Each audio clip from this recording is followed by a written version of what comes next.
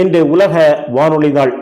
ஆண்டுதோறும் பிப்ரவரி மாதம் 13ஆம் நாளை உலக வானொலி நாளாக கொண்டாடி வருகிறோம். இப்படி ஒரு கொண்டாட்டம் தேவையா என்று அறிவியலாளர்களும் உளவியலாளர்களும் கேட்டுக்கொண்டிருக்கும் போது இது தேவை என உளவியலாளர்கள் வலியுறுத்தி வருகின்றனர். சமூக வலைதளங்களில் முடங்கி கிடக்கும் இன்றைய இளைய தலைமுறையினரை மீட்டெடுக்க வானொலியால் மட்டுமே முடியும் என்று உளவியலாளர்கள் கூறுகின்றனர்.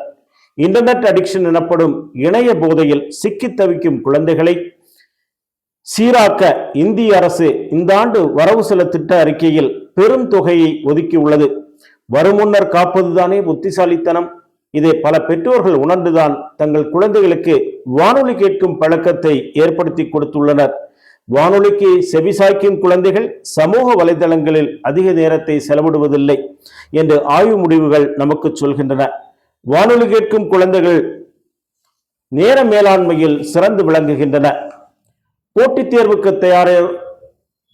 தேர்வுக்கு தயாராகும் குழந்தைகளுக்கு வானொலி ஒரு வரப்பிரசாதம். அன்றைய நிகழ்வுகளை அவர்களுக்கு சொல்லித் தந்து வாழும் சூழலையும் அவர்களுக்கு சொல்லித் தருகிறது இந்த வானொலி. என்னென்ன நாம் செய்ய வேண்டும், என்னென்ன செய்யக்கூடாது என்பதனை அன்றாடம் அடிக்கோடிட்டு காட்டுகிறது வானொலி.